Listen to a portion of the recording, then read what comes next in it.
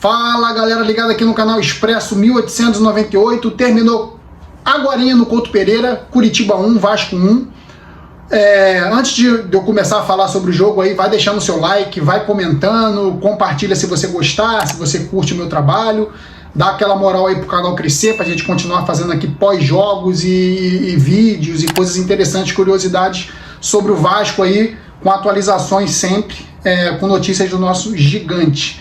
Jogo hoje no Couto Pereira em Curitiba, muito fraco tecnicamente, cara. Assim, o torcedor do Vasco se sentiu mais uma vez torcendo na Série B para aquele time do Vasco. Cara, no primeiro tempo não tem como fazer qualquer outro tipo de comparação, principalmente no primeiro tempo. Curitiba deu a bola para o Vasco, uma estratégia que era muito fácil de prever, porque o Vasco não sabe jogar com a bola, um time que não gosta da bola, é preocupante, um time que não gosta de ficar com a bola, porque não tem criatividade, não tem inventividade, e o Curitiba se aproveitou disso e largou a bola no pé do Vasco. E o Vasco, em contrapartida, devolvia a bola para o Curitiba. Então ficava aquele jogo no meio campo, um perde-ganha danado, divididas, jogadas mais ríspidas, e jogo mesmo a gente não viu no primeiro tempo. A não ser o gol do Curitiba, o gol do Robson ali, numa falha do nosso Robson, o Robson do Curitiba fez 1-0, e o Zé Roberto, desculpa, o nosso Robson falhou e o Zé Roberto fazendo 1-0 pro Curitiba. Um jogo que estava igual, assim, os dois times não jogando nada, e o Vasco conseguiu tomar o gol do Curitiba. Um jogo que o Puma Rodrigues, mais uma vez, não tá bem, cara. O Puma Rodrigues fez depois daquele gol contra o Flamengo, aquele gol não fez bem para ele não vem jogando bem, nem defensiva, nem ofensivamente, ele tenta muito lançamento, destaque negativo do Vasco aí, principalmente para ele ali, e que ficou até o final. O Rodrigo, que saiu no intervalo, também estava muito mal. E o Andrei Santos, o pior dos três, cara. O Andrei Santos tá irreconhecível. Eu não sei se ele tá sendo escalado na posição... Na verdade é a posição dele, mas ele não tá se sentindo à vontade do lado do Jair. Não sei se um atrapalha o outro. Ele não tá conseguindo ser aquele jogador inventivo que pisava na área, que chegava para atacar.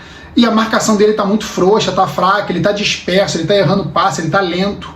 Então esses três destaques negativos do Vasco aí, o time todo foi mal no primeiro tempo, né, galera? Mas esses três principalmente foram muito abaixo. E no segundo tempo, cara, o Vasco perdendo, aí vem o que deixa a torcida mais desesperada ainda.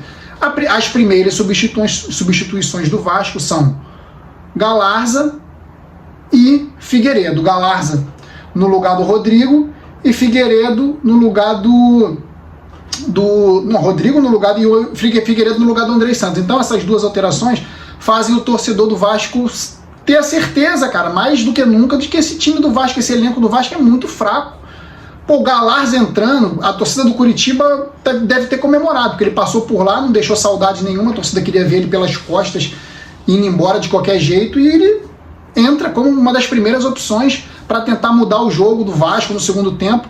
E o segundo tempo que o Curitiba se retraiu mais ainda, vocês eu sei que não vão conseguir fazer nada, toma a bola aí pra vocês vão ficar tentando cruzar, fazer jogada lateral, porque o Vasco não tem inventividade nenhuma, criatividade nenhuma, e o Curitiba entregou a bola pro Vasco, e o Vasco cruzava, Figueiredo prendia a bola toda hora no Figueiredo. A participação pelo lado esquerdo aconteceu muito mais do que do lado direito de ataque. Entrou depois o Orediano no lugar do Gabriel Peck, que estava mal também hoje no jogo, Alex Teixeira no lugar do Eric Marcos no lugar do Alex Teixeira, e a gente continuou tentando fazer jogadas de cruzamento, e toda hora cruzamento, e a defesa do Curitiba bem postada tirando, até que num desses cruzamentos pelo lado direito do Orechano, a bola sobra, não foi uma super jogada, o cara tentou achar o Eric Marcos dentro da área, a bola sobra para ele, que aos 35 empata e faz 1-1. E 1-1 talvez tenha sido o resultado mais justo, por mais que o Curitiba tenha tido as melhores chances no segundo tempo, porque o Vasco saiu mais, o Curitiba apareceu na cara do gol, o Vasco tomou bola em cima da linha sendo defendida, até o goleiro Léo Jardim hoje saiu atrasado numa jogada do Curitiba de ataque, quase que o Curitiba faz o segundo. O Potker também teve chance de ampliar para o Curitiba, só que o Curitiba não aproveitou. No momento que o Curitiba estava tendo mais oportunidade pelo Vasco estar atacando, o Vasco foi e empatou o jogo 1-1, talvez condizente mais com o nível das equipes, né, que são muito parecidos, níveis muito fracos de elencos, e o Curitiba talvez sentindo muito mais que o Vasco, porque o Curitiba não tinha o seu principal jogador envolvido aí nesse escândalo aí das apostas. O Aleph Manga não jogou. Porque se o Aleph Manga joga esse jogo, eu não sou aqui adivinho nem nada, mas eu acho que ia trazer muito mais problemas para o Vasco, porque a defesa do Vasco hoje não se portou bem. Eu achei a defesa do Vasco muito insegura, precipitando jogadas, marcando a distância, diferente do jogo contra o Fluminense, que eles marcaram mais em cima, um pouco dispersa a defesa. Mas o Curitiba é um time muito fraco também, provavelmente vai brigar para não cair até o fim, é um dos candidatos fortíssimos ao rebaixamento. O Vasco não está nesse nível tão ruim como o Curitiba, mas hoje se portou, igualou ali, se portou igual o Curitiba, com exceção ali do Abafa, que tentou no segundo tempo, muito mais porque o Curitiba entregou, vem que eu vou, é esse o meu jogo.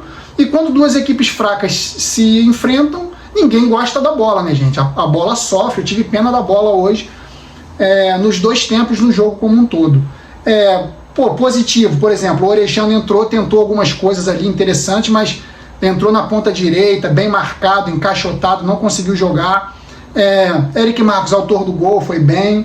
O Barros entrou já no finalzinho, na reta final, os últimos 3 minutos, no lugar do Pedro Raul, mostrando muito que o resultado para o Vasco foi considerado bom pela comissão técnica, mas, cara, pela tabela não foi não, tá?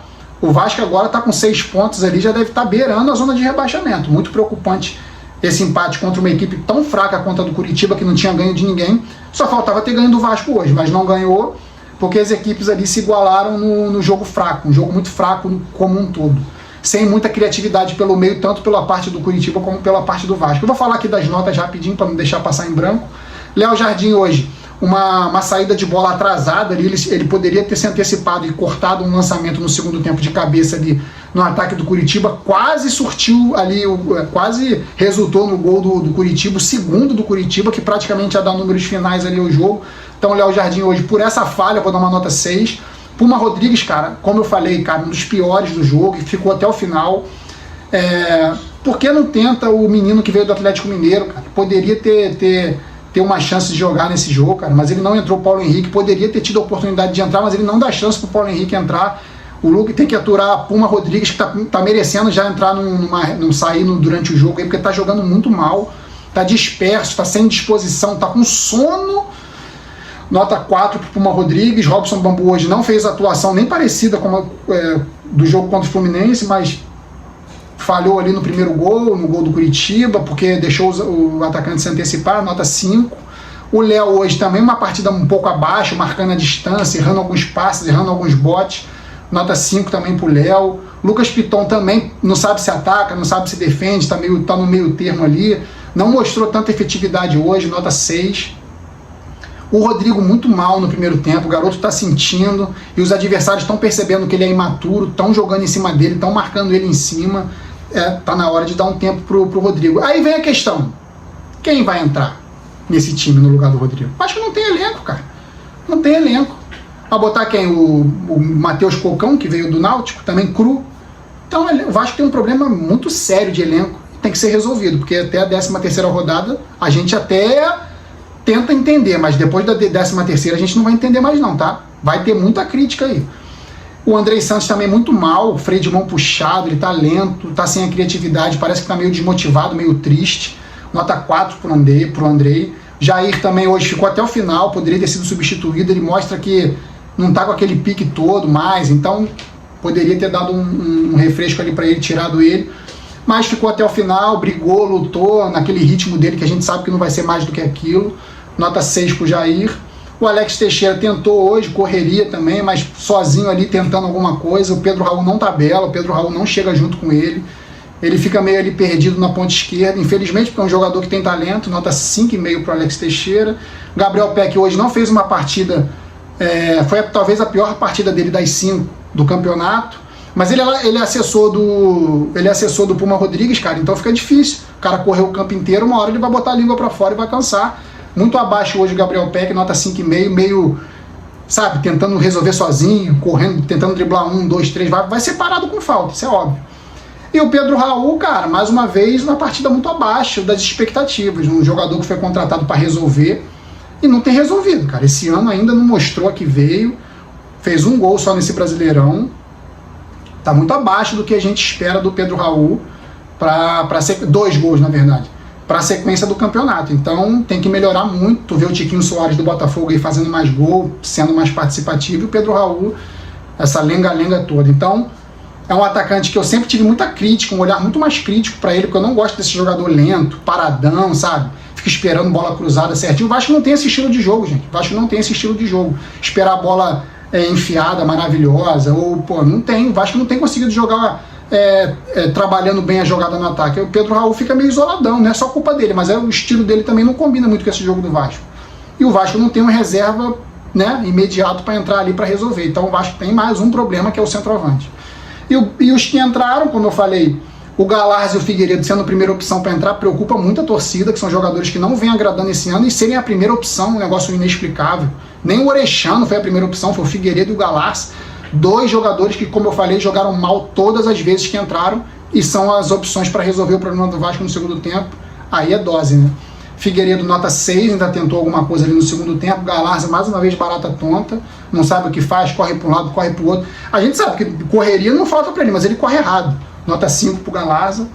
E o Eric Marcos, que entrou e fez o gol, nota 7, só pelo gol, também ficou ciscando no lado esquerdo ali, arrumou uma faltinha ali que deu um amarelo pro Natanael, mas depois o Puma Rodrigues fez aquilo, né, que a gente viu, aí fica difícil. Pro Eric Marcos eu vou dar uma nota 7 pelo gol. O Orechano entrou no lugar do Gabriel Pé, cruzou pro Eric Marcos fazer o gol, então vai ganhar uma nota 6,5 pela assistência. E o Barros, vou deixar sem nota, que entrou, nem tocou na bola quase. E o Maurício Barbieri, cara, vou dar a nota dele agora, teria que mostrar já um trabalho mais consistente no Vasco. O trabalho do Vasco ainda está muito cru. Parece que a equipe se formou há 3 semanas e a equipe tem 5 meses. Então o Maurício Barbieri hoje vai ganhar uma nota 4. Tem que melhorar muito, tem que saber mudar esquemas táticos, porque esse esquema do Vasco não deu certo hoje. Botou 4-5-1, mas também não deu certo. Você recua ali os 2 pontinhos para tentar fazer um meio campo mais carregado, mas o Alex Teixeira não tem característica de enfiar a bola, e o Gabriel Peck vai ser assistente de lateral. Então tem um esquema meio perdido aí no meio do caminho, que o Barbieri tem que achar a solução. 5 meses ele já teria que achar a solução. Mas ele não tem um elenco qualificado, concordo, mas ele teria que mexer em alguma coisa nesse time. Mexer para tentar motivar, para tentar dar um up, No primeiro tempo já era para ter substituído o Rodrigo, com 30 minutos, estava mal. Talvez o Andrei Santos também, com 40, já teria que ter substituído, mas esse negócio de não poder substituir no primeiro tempo é uma coisa que tem no Brasil, que só aqui no Brasil que tem, que eu não consigo entender. Então é isso, galera. O Vasco joga muito mal, mas o empate caiu como, né, prêmio de consolação, porque as duas equipes foram muito mal, então um resultado justo, ninguém vence, ninguém ganha 3 pontos. Muito ruim para o Vasco, que soma 6 pontos agora, e vai ter que vencer o Santos em casa. Santos no próximo domingo, 4 da tarde. É isso, vamos torcer para o Vasco conseguir se recuperar. Tá difícil, esse time tem jogado muito mal, principalmente quando tem que dominar adversários mais fracos. Vamos ver qual vai ser a característica do jogo domingo. É isso, galera. Saudações vascaínas sempre. Fui!